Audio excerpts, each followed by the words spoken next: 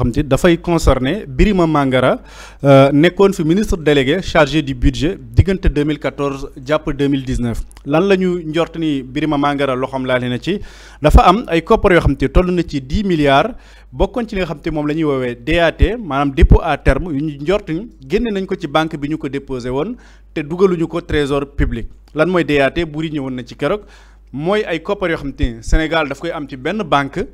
déposé ko fa bàyyi ko fa ab diir ngir am ci ay intérêt léegi fekk app bi jotul waruñu ko fa retirer ngir nag Sénégal am ci dara loolu mooy dépôt à terme yooyu nag Sénégal am na ci lu bëree bëri dinaa ci ñëw ci kanam ci ay comptes yoo xam te ni Sénégal amoon na ko fa mu nekk ay dépôt à terme rapport Cour des comptes ci ni ñu yore woon Sénégal diggante 2019 jàpp 2024 ki nga xam te ni moom mooy premier président bu Cour des comptes di Mamadou Faye dafa jébbaloon benn référé ministre de la justice garde des sceaux Ousmane Diagne di ko xamal ni ci lu jëm ci wàllum DAT yooyu am na ay mbir yu ci jaarul yoon te itamit ay poursuite pénale warees na ko mën a enclencher contre ay kilifa yu fi nekkoon moo xam ñoo xam te dañu nekkoon ay ministre des finances wala ay ministre délégué te ñoom doon yëngatu yu jëm ci wàllum finance ak budget te ñooñu ci jamono jooju kii di Birima Mangara daf ci bokkoon. lii tax itam bu ñu sukkandikoo ci référé bi nga xam te transmettre nañ ko ministère de la justice ba léegi dafa am ñaari lettre yoo xam te ni kii di Birima Mangara daf ko signé lettre bi ci njëkk te ñu jébbal ko après ñu jébbal dossier waa DIC waa division des investigations criminelles pour ñu topp ñi nga xam te ni cité nañ leen ci mbir yi lettre boobu noonu ñu ngi ko numéroté maanaam numéro 004459 MEFP/DGCPT/TG kii di Birima Mangara moom moo ko signé woon mu nekkoon 10 milliards 500 millions de francs CFA boo xam te ne ni daf ci doon wax ni dafa war a nekk dépôt à terme ñu war ko yóbbu ci fi nga xam te moom moo nekk Crédit du Sénégal banque Crédit du Sénégal ñu déposé fa 10 milliards 500 millions de francs CFA comme DAT donc loolu moo nekk lettre bu njëkk bi nga xam te ni Birima Mangara signé na ko mu signé waat une deuxième lettre boobu noonu mu ngi ko signé le 12 juillet 2017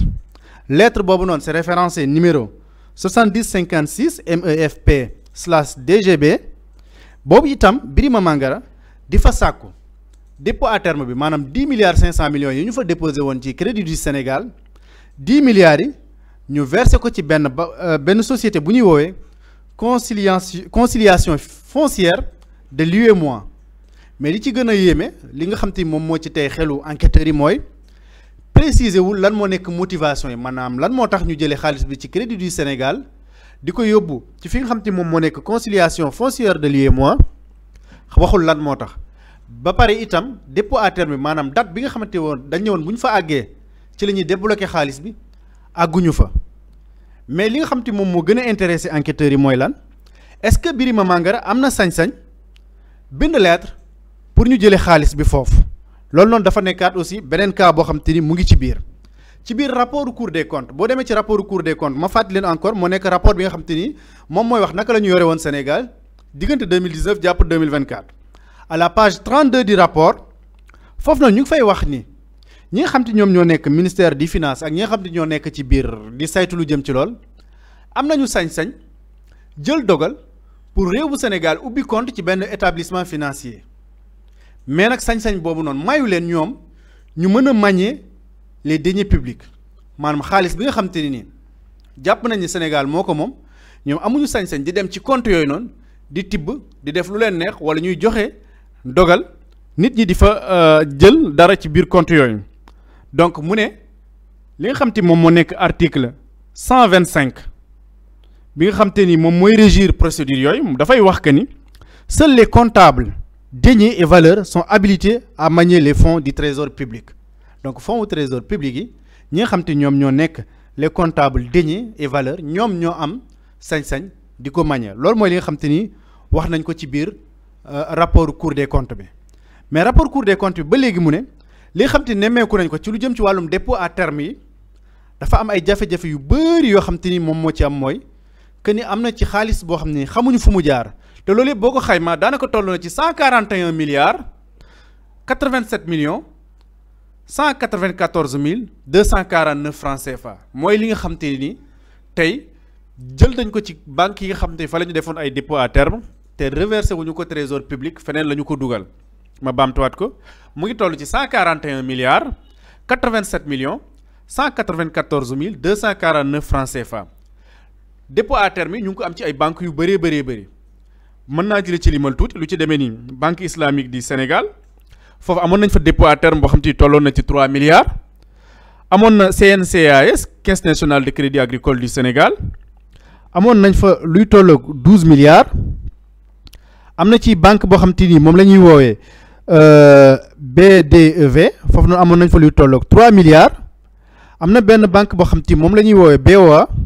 foofu Sénégal amoon na fa dépôt à terme de 3 milliards. BICIC amoon nañ fa 700 millions.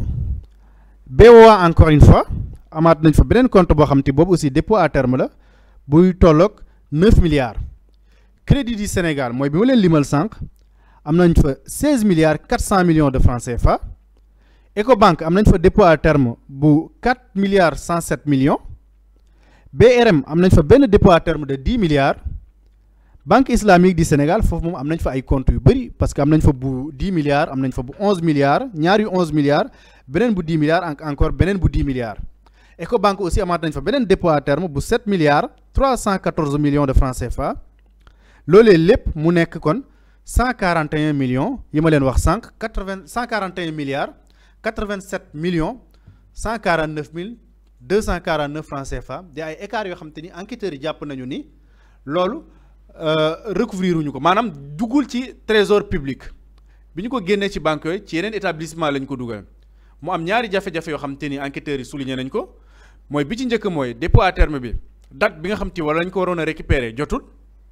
beneen bi mooy xaalis boobu noonu lu ci bëri bi ñu ko récupérer dugaluñ ko trésor public encore une fois li nga xam te wax naa leen ko sànq mooy waa ministère des finances ak ñi nga xam te ñoom ñoo nekkoon ay ministre délégué amuñu sañ-sañ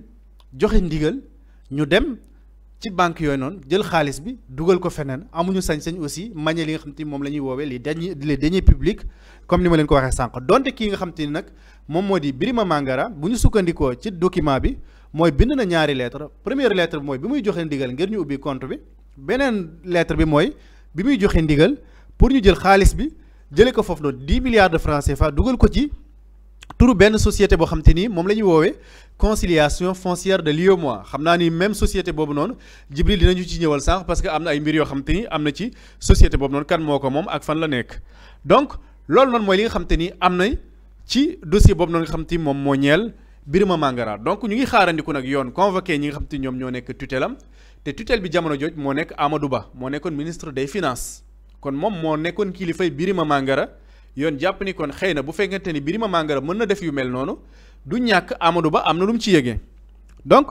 li nga xam te kon am na ci ba léegi mooy waa rapport Cour des comptes ñoom joxewoon nañ ndigal ñi nga xam te ñoo nekkoon ministère des finances xaalis boobu noonu nga xam te ni jàpp nañ ñu duggul trésor public ñu fexe ba fi mu nekk ñu jëlaat ay mesures delloowaat ko ñi nga xam te ñoom ñoo nekk waa trésor public loolu mu ngi bokk ci partie recommandation bu rapport Cour des comptes bu ngeen demee à la page 33 bu rapport Cour des comptes 2019 2024 di ngeen ko fa fekk mais am na ñeneen ñoo xam te ni aussi dañ leen di nar a topp au même titre que ki nga xam te moo nekk Birima Mangara mooy Amadou Ba bi ma leen wax sànq nga xam te ni moom moo nekkoon ministre des finances Birima Mangara moom ci boppam mais aussi Cheikh Tidiane Diop mi nga xam te moo nekkoon secrétaire général bu ministère des finances après ñu nommé ko directeur général bu trésor et de la comptabilité publique ñoom aussi jort nañ ni dinañ bokk ci ñi nga xam te ni war nañ leen a mën a topp ci mbir mi ngir laaj leen li nga xam te ni moom la ñu laale ci loolu waa Cour des comptes waa kii di Birima Mangara nag entre temps nekk na fi député donc bu fekkente ni moom dañ ko laaj ci mbir yooyu du ñàkk dinañu jaar assemblée nationale pour lever immunité parlementaire am mais aussi déclencher li nga xam te ni moo nekk une procédure de mise en accusation pour dem fi nga xam te ni moom moo di haute cour de justice pour xool carrément lan moo nekk degré de responsabilité donc loolu mooy li ñu leen indiloon tey ci une du jour mu nekk l'information du jour implication Birima Mangara ci nga xam te moom moo nekk les DAT maanaam dépôt à terme. Boury Diakhaté ban lecture ngay def ci dépôt à terme yi nga xamante ni tey ñu ngi ciy tudd kii di Birima Mangara. waaw man li ma gis mooy des dispositions qui ont été mises en place Sénégal am ay loi am charte yoo xam ne moo tënk anam gi ñuy jëfandikoo alalu réew mi teg benn barab ñu koy woowee trésor public ne xaalis bu ñu am fii kat lañ koy denc lépp luy dugg ñu dugal ko foofu lépp luy génn itam mu am lu ko tënk mu am des procédures ba ñu yegg ca cappaandaw ga ne temps la ñu war a génnee dem trésor public mu génnee ko loolu du ay dispositions yoo xamante ne nii moo tënk ni ñu war a gérer suñu koom-koom yi réew du temps de Macky Sall d'après tous ces cas et li Seck relaté lépp ay règles ñi ngi fi ay lois ñi ngi fi ay procédures ñi ngi fi ñu violer loolu lépp def li leen neex loolu kese la ay textes ñoo fi nekkoon textes yi ne alal ji xaalis bi nii lañ ko war a jëfandikoo ñu wut des moyens wut des stratégies tëgg ay pexe ànd ceeg seen i nit contourner loolu lépp def li leen neex tey loolu la et je pense que tey lu ci nekk aussi yoon wutal na ko ay daan tey gannaaw encadrement bi lépp dañ ne lii ci wàllu yoon boo ko respecté wu lii moo la ci nar a fekk et je pense que tey loi bi war nañ ko appliquer pour toutes ces personnes là donte ba bu ñu leen di àtte dañ leen di considérer comme ay présumés délinquants financiers waaye li ñu gis bokk li ñu mën a xamagum mooy Sénégal teg na ay règlement parce que li Seck wax ci les dépôts à terme li ñu ci wax dafa leer c'est le ministre dëgg la am na possibilité ci en tant que ndawal état kuy gérer suñu koom-koom dem ci ay auprès des établissements financiers Sénégal déposé fa xaalis waaye lépp lu fay génn aussi am na procédure bi mu war a jaar c'est-à-dire que y a des comptables yoo xam ne ci état du Sénégal la ñu nekk ñoom ñoo war a caytu liggéey boobu noonu pour que lépp am topp bi ci war mais loolu lépp bu ñu gisee ni respecté wuñ ko là il va falloir situer les responsabilités xool fu mbir yi tagga tembe ñi ci war a topp ñu topp leen. monsieur Guèye ñu daal di àddu ba tey ci dépôt à terme yi nga xamante ni boobu ba léegi ñu ngi koy wax la fois passée ñu ngi ci doon tudd Amadou Ba tey Birima Mangara lañ ci daal di tudd ban jàngat nga ciy def. waaw xam nga situation dépôt à terme yi nag c'est critique parce que xam nga bu ne dépôt à terme mooy état du Sénégal dafay am xaalisam dem dugg ci benn banque déposer ko moyennant intérêt par exemple de 3% nga ne par exemple dama koy déposer du 1er janvier 2019 au 1er janvier 2025 banque bi ne la durée bii nii chaque mois di nga am benn intérêt par exemple de temps globalement par exemple benn intérêt de 3%. li ci gën a scandale mooy déjà dafa am benn détournement d'objectif bu mag a mag bu am ci dépôt à terme yi te li ci ma gën a métti mooy pendant que Sénégal doon génn ci bitim réew doon lebe ji xaalis ñu am ay dettes 22 000 milliards dépôt à terme yi dañ ko kase ba pare au lieu que ñu delloo ko ci trésor public maanaam xaalis bi au lieu que ñu delluwaat ko trésor public dañoo jël xaalis bi nag détourné ko ci ay objectifs commencé ko dépenser nag. ci benn mécanisme bu sophistiqué de détournement institutionnalisé orchestré nag au cœur du ministère des finances mais nag foofu noonu ci circuit boobu noonu y avait Amadou Ba parce que Amadou Ba ni Macky Sall doon évoluer ci ministère par ministère ba yegg ci poste président Amadou Ba tamit nu la doon évoluer au poste de ministère des finances di yéeg ba nekk premier ministre foofu noonu nag lay taqe ak Birima Mangara. Parce que Birima Mangara, rappelons-le, il a été ministre délégué auprès du ministère de l'économie, des finances et du plan chargé du budget de 2014 à 2019. Temps boobu noonu nag scandale Prodac beeg moo ngi fa parce que tey jii boo ubbee scandale Prodac ci yenn signature yi da nga fay fekk Birima Mangara da nga ko fay fekkaat et d'ailleurs Forum Civil je pense que Birame Souleye Forum Civil defoon na fi benn vidéo boo xam ne doon wax carrément ne. Interpellé Birima Mangara ci rôle bi mu joué woon ci Prodac cette fois-ci nag dafa gën a graaw dafa gën a ñàng maintenant il faut corriger la une de l'Observateur parce que dañoo def erreur parce que ñoom dañ ne la lettre 004450 mais en réalité du 004450 c'est 004459 donc 50 amul ci rapport Cour des comptes bi donc loolu dañoo juum ci titre bi mais ci biir article bi xam naa ni peut-être corrigé nañ ko maintenant lettre bi ça date du 30 mai 2016 lettre bi ça date du 30 mai 2016 maintenant xam nga dañ bind ne la lettre numéro 00459 MEFP mais xam nga administration lépp loo gis dafa am référence parce que day am traçabilité mooy tax ñu mën a xam diw la mais boo xoolee MEFP première kii bi mooy ministère de l'économie des finances et du plan à l'époque noonu la tuddoon ñu def slash mooy maanaam fa la jógee topp ci DGCPT mooy direction générale de la comptabilité publique et du trésor ñu defaat slash TG mooy trésor général donc ñoom ñëpp bu ñuy xëccaat lettre bi ku ci nekk dañuy xool sa niveau de responsabilité fan la tolloon ak kan moo am droit signer mu nekk nag benn correspondance officielle boo xam ni transmise par la direction de la comptabilité publique signée et validée signé wala validé donc foofu nag la responsabilité Birima Mangara di engagé woowe ci signature boobu noonu parce que je pense kii waxoon na ko sama xarit bi Ismaïla wax na ko maintenant nag la lettre visée parce que scandale la dafa am benn virement de 10 milliards boo xam ni entité bi nga xam ne moo ngi tudd conciliation foncière de l'UEMOA waaw mais boo gëstoo ci internet bi mais tapel conciliation foncière de l'UEMOA nga tappe ko ci internet nga xool ban tur mooy ñëw ki nga xam ni mbaan am na fa 80 kilomètres carrés maanaam la ma doon wax ba le passé ville de Dakar lañ jël nattal ko ville de Dakar yóbbu ko ba ci mbaan ca ndox bi nga xam ni mooy Lac de Guiers fi ñuy naanee ñu taf ko ca ndox ma foofu noonu jox ko fa 80 kilomètres carrés moom conciliation foncière de l'UEMOA SUARL xaw ma SARL donc lii nag dafa ça veut dire que c'est un cercle fermé parce que les mêmes noms revient ci scandale yi. même nooy la rek scandale yi boo jógee ci scandale bi même nit yi ngay jëlaat même lobby bi la même groupe bi la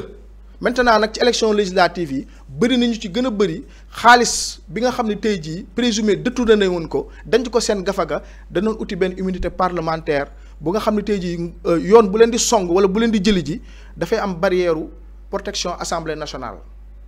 maanaam ñoom seen campagne bi di nga ko financé lu ci gën a bëri lewul parce que xaalisu askan wi la ñu financé man dama ne député yooyu noonu kuñ ci condamné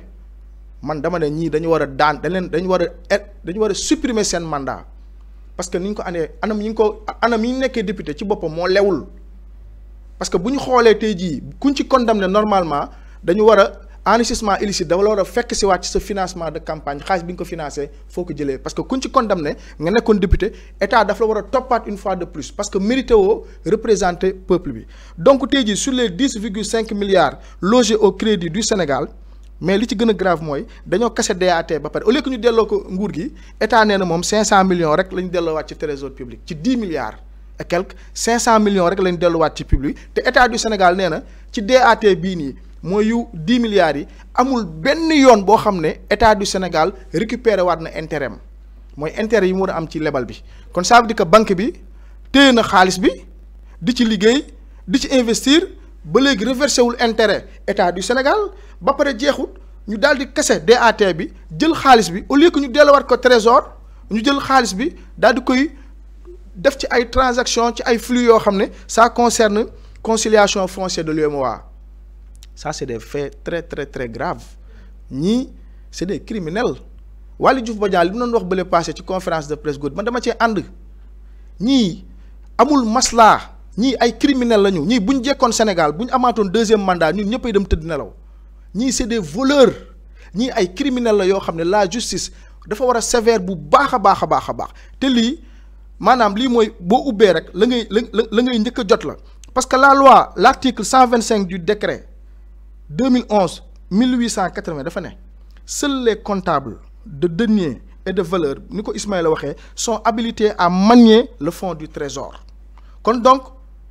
Birima Mangara donc par présomption dafa outrepasser ses fonctions en ordonnant le paiement direct ou indirect loolu dafay violer li ñuy wax la réglementation sur la comptabilité publique te loolu c'est des faits très graves yoo xam ni te DAT yi nañ ko liiraat mooy plus de 198 milliards de DAT versé waatuñu ko état du Sénégal pendant ce temps ñaata lañ lebi xaalis ñu jël xaalis boo xam ne tey jii nguuru Sénégal moo ko moom gars yi jëlaat ko di ko utiliser entre ñoom diw créer cabinet immobilière daal di récupérer fonds yi dem tabax lii tabaxee du yegg mais looloo xew jam ñaajo ay marché gré à gré parce que tey jii buñ doon respecter code des marchés publics ñii tur entreprise yi nga fi gis nii duñ ko mus a gis et nag damay wax ne nañ xoolaat les banques yi nga xam ne tey jii bi Macky Sall doon toog fii ci nguur gi banques yooyu ci lañ ñëw installé wu xoolal scandale foncier yi nga xool siège banques yi fa lañ nekk xoolal yan banque ñoo nekk ci BOA bi fa la nële mooy ni ñu koy mën a waxee kii foncier aéroport bi xoolal banques yi fa nekk nga xool yan année lañ ñëw Sénégal nga xool DAT yi ndax ñoom seen tur nga ci nga xoolaat yeneen scandale nga gisaat fa seen tur ça veut dire que c'était un système sophistiqué boo xam ni ñi fa nekkoon ñii dañoo indi seen ay banque bu ñuy toog bugguñu mu leer dañoo indi ji ay seen ay banque installé leen ba pare nag fexe seen transaction yi banques yi di gagner ay part de marché ñu leen dénk alal ju bëree bëri mais yow 10 milliards nga dugal ko ci benn banque mais banque bi pendant 5 ans 4 ans mu ciy liggéey xaalis di ci liggéey xaalis amal état bi pendant ce temps xam nga dette bancaire commerciale bi nga xam ne état du Sénégal moo ngi ko ameel banquiers yi mais moo ngi toll ci plus de 2000 milliards 2500 milliards le état du Sénégal ameel suñu banque commerciale yi mais loolu c'est très grave alors que ay banques yi ci ñoom dañoo respecté wul sax les procédures ak règlements yi nga xam ni BCEAO mais BCEAO dafa autosaisir man BCEAO laa déggagul ba léegi ay mais BCEAO lan lay ana njëriñam fii vraiment mais BCEAO dafa war a autosaisir parce que fii dafa am ay infraction ci règlement de transparence bancaire bi nga xam ni BCEAO da ko signé parce que tey jii banques yi respecté wuñu Sénégal te lii nag vraiment j'invite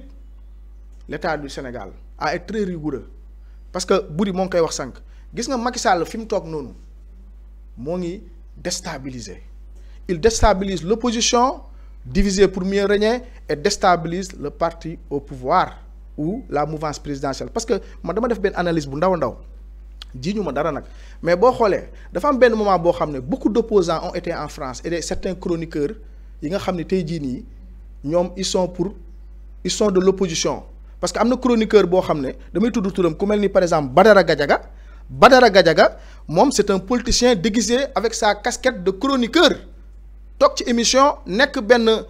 benn genre politicien boo xam ni parce que xam na ni tey jii place boobu mu toog Pape Djibril Fall toogoon na fa wax ba am poste député place bi mu toog noonu télé ba mu toog noonu gis na ni Ndoye Bane toog na fa ba nekk maire micro bi mu yore noonu gis na ci Ahmed Aïdara téye na micro bi ba nekk maire kon boog te moom yàgg na dugg ci politique musul am résultat te tey jii boo duggee ci vidéo YouTube yi ngay seetaan ay vidéo am ngay gis ay vidéo yu daté 2020 2016 mais muy attaqué Ousmane Sonko d'une certaine virulence tey jii kooku lañ jël teg ko télé ba ne chroniqueur la te pourtant buy joxe xalaatam doo mës a gis mu tàcc nguur gi ci résultat yu baax yu muy am mais tout le temps critique parce que dañoo am échéance électorale man du ma bett Badara Gadiaga d'ici peu de temps bu élection amee mu ñëw décalé wu nank daal di nekk jël casquette politique am parce que lan la ces gens-là ils ont des objectifs cachés mais dañ fay fekk benn Sénégal boo xam dañoo yeewu moo tax man dama ne ñii il faut les combattre te dafa am benn moment boo xam ne France ci vidéo yi ngi fi gis Bougane Gueye Dany gis ngeen fa Barthélémy Diaz gis ngeen ko fa Badara Gadiaga et quelque temps après nga gis fa Thierno Alassane Sall déplacé wu dem France Thierno Alassane Sall bi mu déplacé wu dem France moom tamit ca la duggee France 24 dafa interview am boobu doon et depuis lors ku ci nekk bi nga ñibbisee sa stratégie da nga ko xoolaat et je pense que dinañ ñëw ci actualité ak Barthélémy Diaz accusé wu ma dara mais je me pose des questions lañ doon dem France ka lañ fa doon dajal. lañ fa waxtaanee est-ce que daje nag milliardaires yi nekkoon fii nii ñu jàpp leen ñu téye suñu xaalis rawale ko ci ay réew est-ce que daje wuñu ak ñoom c'est des questions que je me pose donc aujourd'hui il faut que l'État soit très vigilant muy def des ramifications parce que ñii ku leen di topp ci comme ni ko Waly Diouf Bodiang ku leen di topp ci flux financier yi nii pour nga jàpp leen da ngay sonn il faut que nga topp leen ci enrichissement illicite bi c'est pourquoi c'est urgent de réformer l'OFNAC te foofu noonu dama ci ànd ak Waly Diouf Bodiang c'est-à-dire que ces gens-là il faut les considérer comme des génocidaires Prodac nga gis ne boo demee Bambey wala nga dem ci àll bi c'était un programme bi nga xam dafa waroon jox xale yi ñu am liggéey surtout dans le monde rural à la place ils ont détourné l'argent plus de 29 milliards ak 29 milliards yi nga xam ne Locafrique moo ko joxe ak 51 milliards yoo xam ne banque islamique moo ko joxe xaalis boobu noonu finalement c'est du toc tey jii boo demee DAC de Sangalkam bi nga xam ne gars yi ñoo ko doon inauguré durant le régime de Macky Sall ak Pape Malick Ndour bi nga xam ne foo ko fekk day wax mais DAC bi li ci gën a garaaw mooy Green 2000 dafa defar DAC bi ba pare yeggut mu daal di dem ce qui est très grave DAC ba amul kenn boo demee DACu Sangalkam problème foncier moo fa am gaa ngi xëccee suuf dem naa fa ba filmer ko ñu tracteurs yëpp ngi gaare mais ces gens-là ils osent ñëw ci plateau télé yi naan waaw nguur gi lii mais alors que pendant 12 ans ils ont pillé nos ressources ils ont pillé notre argent ils ont dilapidé nos mais ñii c'est des criminels moo tax man respecté wu ma ci kenn ci ñoom ku ma ci gis rek man dama lay considérer comme un criminel qui déambule mais ñi dañ leen waroon tëj ba pare pour que ñu bañ a daw et loolu la Azoura doon jooyee Azoura doon frustré wu Mame Mbaye Niang gis ngeen benn photo bi circulé mu nekk ci benn jet privé mel ni kuy mbëllee actuellement ñaata sàcckat ñoo nekk France nekk ci café yi di naan seen café di seetaan seen télé di yónnee xaalis di financer ay journalistes ou je sais pas du ma leen sax oowee journaliste des gens ñu déstabiliser dem ci plateau télé di oowee seen bopp ay chroniqueurs et là c'est très grave et il faut être sévère en tout cas man daal loolu laay wax quoi ces gens là il faut être sévère avec eux manipulation bi nekk ci dëkk bii nii gars yi la ñoo ngi ci de te du ñu bàyyi nag xam naa peut-être dañ ci ñëw ci le cas de Cheikh Omar Youm bi. ay ci loolu xam naa ne ci la ñuy daal di dellusiwaat sax ndax Boury Omar Youm am na ay kàddu